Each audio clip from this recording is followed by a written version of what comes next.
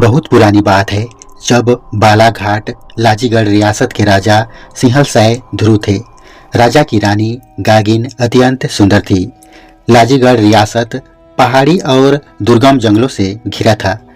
यहाँ गेहूं, ज्वार और बाजरे की खेती होती थी। भरपूर फसल होने के कारण लाजीगढ़ एक मजबूत रियासत मानी जाती थी। एक समय ऐसा आया कि लाजीगढ़ में अकाल पड़ी, वर्षा नहीं हुई और सारी प्रजा दाने दाने के लिए मोहताज हो उठी। राजा सिंहलसै असहाय से हो गए। इसी दौरान लाजीगढ़ में कब्जा करने के लिए एक मुस्लिम राजा ने आक्रमण कर दिया। ऐसे नाजुक समय में राजा को अपना राज्य छोड़ना पड़ा और कुछ सैनिकों के साथ अपनी ससुराल पंडरापथरा में जा पहुंचे। कुछ समय बाद सिंहलसै ने अपनी बची खुची शक्ति बटोरी और अपनी रियासत को संभालने लगे। सिंहलसै बूढ़ादेव के परम भक्त थे। एक बार शिकार की तलाश में सिंहलसै नवागढ़ के घनघोर जंगल में जा पहुंचे। एक हिरण का पीछा करते हुए वे अपने सैनिकों से बिछड़ गए और फिर उन्होंने देखा कि जिस हिरण का पीछा कर रहे थे वह साक्षात बूढ़ादेव के रूप में प्रकट हो गया। बूढ़ादेव ने राजा से कहा, मैं तुमसे प्रसन्न हूँ, मांगो, क्या मांगते हो। इस पर सिंहलसै ने अपने राज्य का विस्तार करने की इच्छा व्यक्त की। बूढ़ादेव ने राजा को एक छुरा देकर कहा, मेरी इस छुरी को पूरी ताकत से फेंको। जहाँ तक यह छुरी जाएगी उतना क्षेत्र तुम्हारे राज्य में समाहित हो जाएगा। बूढ़ादेव की छुरी के प्रभाव से छुरा को अपने राज्य से जोड़ा। राजा सिंहलसै इसी के साथ अपने शौर्य और पराक्रम से काफी ख्याति अर्जित की। तब का छुरा आज गरियाबंद जिला में है। सिंहलसै के बढ़ते प्रभाव को देखकर बिंद्रानवागढ़ का राजा चिंदा भुंजिया उससे जलने लगा। वह ऊपरी तौर पर सिंहलसै से दोस्ती का दिखावा करता था, लेकिन वह उसके राज्य को हड़प कर रानी गागिन को अपना बनाना चाहता था। एक बार बिंद्रानवागढ़ में जवारा के निमंत्रण पर राजा सिंहलसै अपनी रानी गागिन के साथ वहां गया। जवारा में बैगा के ऊपर सिरहा चढ़ा तो लोग अपने दुख दर्द को बताकर उसका हल पूछने लगे और फिर सबका जवाब बताया गया। राजा सिंहलसै ने भी सिरहा से पूछा। सिरहा ने कहा, राजा सिंहलसै, कभी किसी की संगत में पड़कर शराब और मांस का भक्षण नहीं करना।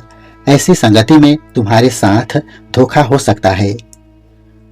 कुछ समय बाद चिंदा भुंजिया ने सिंहलसै को एक बार फिर आमंत्रित कर अपने महल में शराब और मांस परोसा। सिंहलसै को सिरहा की कही बात याद आ गई। फिर उसने सोचा कि चिंदा भुंजिया तो मेरा मितानी रिश्तेदार है, वह ऐसा क्यों करेगा। यह सोचकर उसने जमकर शराब पी और नशे में मदहोश हो गया। चिंदा ऐसे ही मौके की तलाश में था और उसने अवसर पाते ही सिंहलसै की हत्या कर दी। रानी गागिन को यह समाचार मिला तो वह कुछ विश्वास किए जाने योग्य सैनिकों के साथ अपने मायके पंडरापथरा की ओर निकल गई। राजा की हत्या के साथ चिंदा भुंजिया ने छुरा राज्य को अपने अधीन कर लिया। रानी गागिन गर्भ से थी और वह ज्यादा चल नहीं सकती थी। रास्ते में कालाहाड़ी का जंगल मिला, जहाँ एक झोपड़ी में ब्राह्मण दंपति रहते थे। रानी गागिन ने उन्हें अपनी व्यथा बताई और शरण मांगी। सैनिक रानी को छोड़कर चल दिए और रानी वहीं पर रहने लगी। एक दिन गागिन कचरा फेंकने घुरवा तक गई और उसने वहीं एक पुत्र को जन्म दिया। धूल मिट्टी से जन्म लेने के कारण बच्चे का नामकरण ब्राह्मण दंपति ने ध्रुवा रख दिया। समय बीतता गया और ध्रुवा 15 साल का हो गया। तब ब्राह्मण दंपति ने उसे बताया कि तू छुरा राज्य के राजा सिंहलसै का राजकुमार है और तेरी माँ रानी गागिन है। अपनी असलियत जानकर ध्रुवा ने अपने खोए राज्य को हासिल करने के लिए जुट गया। ध्रुवा शक्ति अर्जित करने के लिए माता जगदम्बा की उपासना करने लगा। इस क्षेत्र में जब राजा ध्रुवा का राज्य स्थापित हुआ तब राजा ने विजय पाने के लिए माता से मन्नत मांगी। मंदिर के पुजारी पर सवार माता ने 3 सिंह की बलि देने का वचन राजा से लिया। राजा आशीर्वाद लेकर विजय पथ पर निकल पड़े। ध्रुवा को ऐसी विजय हासिल हुई जिसकी उम्मीद न थी। विरोधी परास्त हुए। अब राजा ने 3 सींग वाला बकरा खोजा, पर 3 सींग वाला बकरा नहीं मिला। माता को दिए वचन को पूरा करने के लिए राजा ने 3 सींग जैसी आकृति वाली टेंगना मछली की बलि दिया। इसके बाद से ही इस पहाड़ी पर स्थित माता का नाम टेंगनाही के नाम से प्रचलित हुआ। ध्रुवा के तप से प्रसन्न होकर माता ने उसे वरदान दिया, ध्रुवा, तुझे ना कोई जल में मार सकेगा, ना ही थल में, अर्थात तेरा सिर थल में होगा और धड़ पानी में होगा, तभी तुझे कोई मार सकता है। तू महान पराक्रमी देव पुरुष होगा, लेकिन एक बात का ध्यान रखना, कभी शराब और मांस का सेवन नहीं करना। इसी समय पटना उड़ीसा राज्य में एक शेर ने आतंक मचा रखा था। वहां के राजा ने घोषणा की कि जो इस नरभक्षी शेर को मारेगा उसे मुंह मांगा पुरस्कार दिया जाएगा। ध्रुवा ने राजा की घोषणा सुनी और शेर को मारकर एक कुम्हार के घर रख दिया और शेर की पूंछ और कान काटकर अपने पास रख लिया। दूसरे दिन कुम्हार ने राजा के समक्ष पेश होकर कहा कि मैंने शेर को मारा है। उसी समय ध्रुवा वहां पहुंचा और कहा, इस शेर की पूंछ और कान कहाँ है? ध्रुवा के पूछने पर कुम्हार की मनगढ़ंत कहानी की असलियत सामने आ गई। राजा को ध्रुवा ने सारी बातें कह सुनाई। राजा ने ध्रुवा को अपने अधीन कुछ राज्यों के साथ सेना भी दे दी। एक राज्य आते ही ध्रुवा ने धीरे धीरे अपनी सैन्य शक्ति को मजबूत कर एक अपना वर्चस्व बना दिया। उसे अपने पिता की मृत्यु और राज्य खोने की घटना बार बार याद आ रही थी। उसके मन में केवल चिंदा भुजिया से बदला लेने की आग सुलग रही थी। एक दिन ध्रुवा ने अपने सैनिकों के साथ पिंजरा नवागढ़ पर चढ़ाई कर दी। इस भयानक युद्ध में चिंदा भुजिया मारा गया। इसके साथ ध्रुवा बिंद्रा नवागढ़ का राजा बना, जिसके मंत्री मुकला माझी और सभा मंत्री नागेश थे। इसी समय एक अजीब इत्तेफाक हुआ। इससे राजकुमारी कचना और राजा ध्रुवा को अमर बनाने वाला एक स्वप्न संयोग ही कहा जा सकता है। राजा ध्रुवा ने एक रात सपने में राजकुमारी कचना को देखा और उसे अपना मान लिया। ठीक ऐसे ही सपना राजकुमारी कचना को दिखा।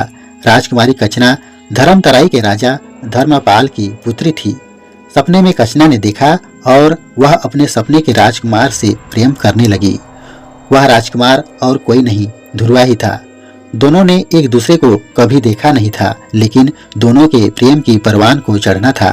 राजा ध्रुवा को राजकुमारी कचना से मिलना था। भाग्य का यह खेल निराला था। कुछ समय बाद राजा ध्रुवा अपने राज्य का विस्तार करने सेना के साथ निकल पड़ा।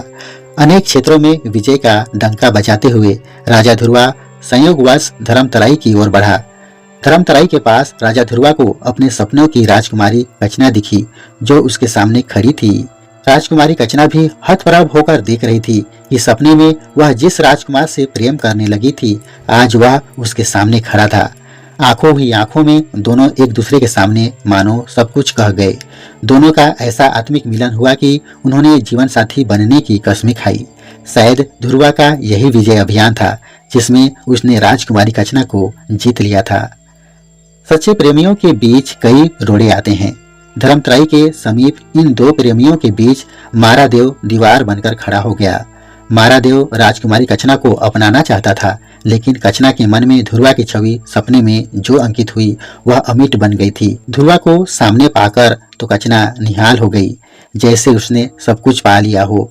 मारादेव को ध्रुवा और राजकुमारी कचना के मिलन का समाचार पहुंच चुका था। जिस राजकुमारी को चाहता था, जिससे उसने अभी तक अपने प्रेम का इजहार भी नहीं किया था, उसे राजा ध्रुवा ने उसे अपना बना लिया। मारादेव राजा ध्रुवा के खिलाफ उठ खड़ा हुआ और दोनों के बीच घमासान युद्ध हुआ। युद्ध में मारादेव को मैदान छोड़कर भागना पड़ा। कुछ समय बाद मारादेव फिर से अपनी शक्ति बटोरकर ध्रुवा के सामने युद्ध के लिए खड़ा हुआ। इस तरह मारादेव और ध्रुवा के बीच 46 बार युद्ध हुए। एक बार मारादेव ने ध्रुवा की गर्दन पर वार किया, परंतु उसकी गर्दन फिर से जुड़ गई। ध्रुवा को माता जगदम्बा का आशीर्वाद प्राप्त था और यह बात मारादेव नहीं जानता था। मारादेव ने राजा ध्रुवा की मृत्यु का रहस्य जानने के लिए एक कलारिन को लालच दिया। कलारिन शराब बेचती थी। धन के लोभ में उसने मारादेव को साथ देने का वचन किया। इधर ध्रुवा माता जगदम्बा को दिए अपने वचन को भुला बैठा था। एक दिन वह कलारिन के यहाँ बैठा शराब पी रहा था। राजा ध्रुवा नशे में चूर था। तभी कलारिन ने बड़े स्नेह से पूछा, महाराज, मैंने सुना है आपका सिर कटकर फिर धड़ से जुड़ जाता है, क्या यह बात सही है? शराब के नशे में राजा ध्रुवा ने कहा, बिल्कुल ठीक सुना तूने। मेरा कोई बाल भी बांका नहीं कर सकता, क्योंकि मैंने माता जगदम्बा से आशीर्वाद प्राप्त किया है। मैं न थल में मर सकता हूँ, न ही जल में। मुझे कोई मारना चाहे तो मेरा सिर थल में हो और धड़ पानी में हो, तभी मेरे सिर को काट कर थल में ही रखे, धड़ पानी में डूबा रहे, तभी मेरी मृत्यु हो सकती है। मारादेव छिपकर राजा ध्रुवा और कलारिन की बात सुन रहा था। उसने ध्रुवा की मौत का रहस्य जान लिया। एक दिन राजा ध्रुवा और राजकुमारी कचना धर्मतराई के जंगल में थे। ध्रुवा राजकुमारी को बिंद्रा नवागढ़ ले चलने की बात कर रहा था। इसी समय मारादेव ने उसे युद्ध के लिए ललकारा। फिर क्या था, भयंकर युद्ध छिड़ गया। दोनों ओर के कई सैनिक मारे गए। मारादेव और ध्रुवा के बीच घनघोर युद्ध होने लगा। दोनों लड़ते लड़ते सिंहल द्वीप तक पहुंच गए। मारादेव ध्रुवा को महानदी की ओर ले गया। ध्रुवा महानदी पार कर रहा था, तभी उसके घोड़े का पैर रेत में फंस गया। मारादेव अवसर की तलाश में था। ध्रुवा जैसे ही पानी में उतरा, वह गिर पड़ा। राजा ध्रुवा का धड़ पानी में था और सिर थल में था। उसी समय मारादेव ने ध्रुवा की गर्दन पर वार किया और उसका सिर काटकर फेंक दिया। राजकुमारी कचना पीछे पीछे आ रही थी। उसने राजा ध्रुवा का सिर पड़ा हुआ देखा तो वह पछाड़ खाकर गिर पड़ी। इतने में मारादेव वहां आ गया।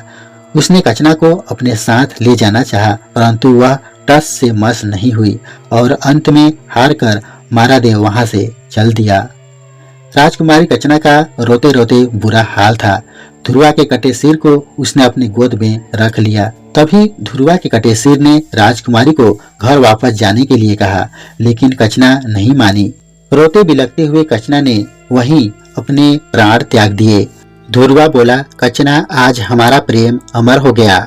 आज से मेरे नाम के आगे तुम्हारा नाम जुड़ेगा, तुम्हें देवतुल्य पूजा जाएगा। ध्रुवा का सिर खून से लथपथ पड़ा था। उसी समय एक महिला गोबर बीनते आई। तभी ध्रुवा के कटे सिर ने पुकारा, हे माता, मुझे मेरे घर बिंद्रा नवागढ़ ले चलो। कटे हुए सिर से आती आवाज को सुनकर गोबरहीन अचंभित रह गई। फिर उसने साहस बटोर कर कहा, मैं वृद्ध हूँ, तुम्हें कैसे ले जा सकती हूँ? ध्रुवा बोला, मेरे सिर को तुम अपनी टोकरी में रखो तो मैं फूल जैसा हल्का हो जाऊंगा और तुम मुझे आसानी से मुझे ले चलोगी। गोबरहीन ने ध्रुवा का सिर टोकरी में रखा और वह चल पड़ी। गोबरहीन नदी पार कर रही थी। उसी समय टोकरी से खून रिसने लगा। उसने टोकरी उतारकर पानी से सिर को धोया। इस घटना की याद में यह स्थान आज मूर्धोनी नाला के नाम से जाना जाता है। गोबरहीन ध्रुवा का सिर टोकरी में लिए आगे बढ़ती चली गई। राह में ध्रुवा ने उसे अपनी पूरी कहानी सुनाई। ध्रुवा के कहे अनुसार गोबरहीन साल, खंभार, छुरा, रक्सी, कोदोपाली, सोनोड़ा, बेड़ा, घुरवापरा, घुरवागुड़ी, मैनपुर होते हुए बिंद्रा नवागढ़ जा पहुंची। कचना ध्रुवा की प्रेम गाथा को कहता। बिंद्रा नवागढ़ में एक स्मारक है जिसमें वीर ध्रुवा का सिर और गोबरहीन की पत्थर से बनी प्रतिमा स्थापित है। ध्रुवा का सिर जिन जिन गांवों से गोबरहीन लेकर आई, वहां आस्था और विश्वास के साथ अमर प्रेमी कचना ध्रुवा का मंदिर स्थापित है। देवीय संयोग ने इन्हें इतिहास में अमर कर दिया। गौड़ समाज के इष्ट देव के रूप में इनकी पूजा होती है। लोगों में यह विश्वास है कि इन अमर प्रेमियों को देवतुल्य पूजते हुए चाही गई मनोकामना पूर्ण होती है।